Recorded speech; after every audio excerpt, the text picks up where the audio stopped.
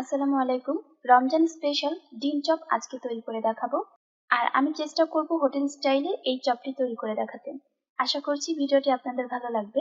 এখানে আমি আলু সেদ্ধ করে গ্রেট করে নিয়েছি, একদম ভর্তার মতো তৈরি করে নিয়েছি।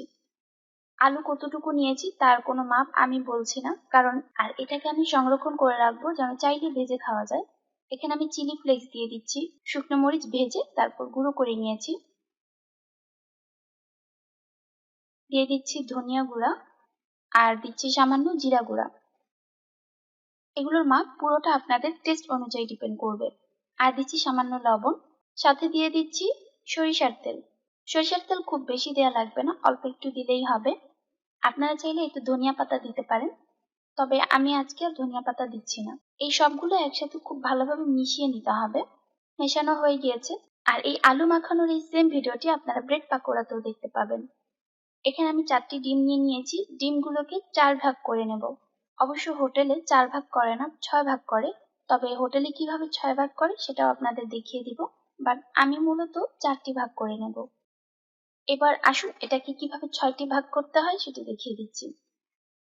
এর জন্য এখানের এই অংশটা ঠিক মাঝ বরাবর না কেটে একটু সাইড দিয়ে কাটতে হবে, আর এই অংশটাকেও মাঝ বরাবর না কেটে একটু সাইড দিয়ে কাটতে হবে। হয়ে গেল। এখন এগুলো মাঝখান থেকে এভাবে একটু কাটা দিয়ে দিচ্ছি, সে সাথেই কিন্তু এটা 6টি ভাগ হয়ে গেল। সবগুলো আমি কেটে নিয়েছি, এটা আলাদা একটি সাইডে থাকুক। এখন একটি বাটিতে কর্নফ্লাওয়ার নিয়ে নিচ্ছি। আপনারা কর্নফ্লাওয়ার পরিবর্তে ময়দা দিয়েও এই কাজটি করতে পারবেন। সাথে দিয়ে দিচ্ছি পানি এবং কর্নফ্লাওয়ার, আর এই পানিটিকে খুব ভালোভাবে মিশিয়ে নিচ্ছি। বেশ ঘন হবে, আর যদি আপনারা ময়দা দিয়েও করেন সেটাও বেশ ঘন হবে। এটা হচ্ছে ব্রেড ক্রাম্বস। আমি অবশ্য টোস্ট বিস্কুট গুঁড়া করে এই ব্রেড ক্রাম্বস গুলো তৈরি করেছি। এইভাবে আলু নিয়ে ঠিক মাঝখানে একটি গর্ত করে সেই গর্তের মাঝখানে একটি ডিম বসিয়ে দিচ্ছি। এরপর এটিকে খুব ভালোভাবে কোট করে দিতে হবে। এভাবে আমি সবগুলো চপ তৈরি করেছি। এখন চলুন কোটিং দিয়ে ফেলি। কর্নফ্লাওয়ারের এই মিশ্রণটা আবার একটু মিশিয়ে নিতে হবে, না হলে কিন্তু এটা নিচ দিয়ে একদম জমাট বেঁধে গিয়েছে। এটাকে আবার একটু মিশিয়ে তারপর আবার কাজ করতে হবে। এটাকে প্রথমে কর্নফ্লাওয়ারের মিশ্রণে মিশাতে হবে,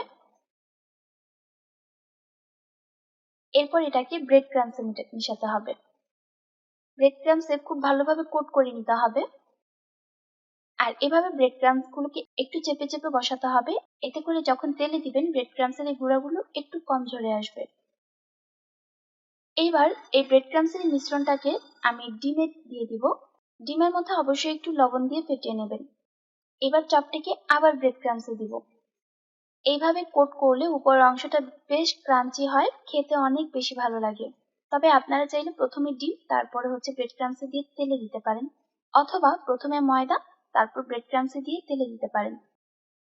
তবে আমি যেভাবে দেখাচ্ছি সেভাবে করলে অনেক বেশি টেস্টি আর খুব ক্রাঞ্চি হয় উপরের অংশটা।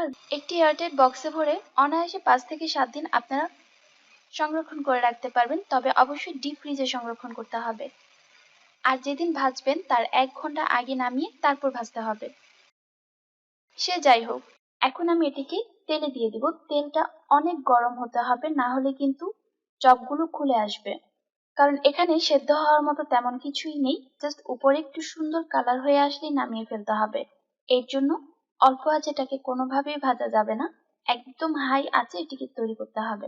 নেড়ে চেড়ে উল্টিয়ে পাল্টিয়ে বেশ ভাজা ভাজা করে এটিকে তুলে ফেলতে হবে। আর কালারটা পুরোপুরি আপনাদের উপর ডিপেন্ড করবে। আমি অনেকটা দাগ কেটে এটিকে ভেজে নিয়েছি, এতে করে দেখতে অনেক সুন্দর লাগে। দেখলেন তো, সেই সাথেই তৈরি হয়ে গেল মজাদার ক্রাঞ্চি ডিম চপ। এটা কিন্তু উপরেরটা বেশ হার্ড হয়েছে, মানে একটু মুচমুচে টাইপের। আশা করছি আজকের এই ভিডিওটি আপনাদের ভালো লাগবে। ভালো লাগলে আমার জন্য এবং আমার পরিবারের জন্য দোয়া করবেন। আপনারাও ভালো থাকুন, সুস্থ থাকুন। আসসালামু আলাইকুম।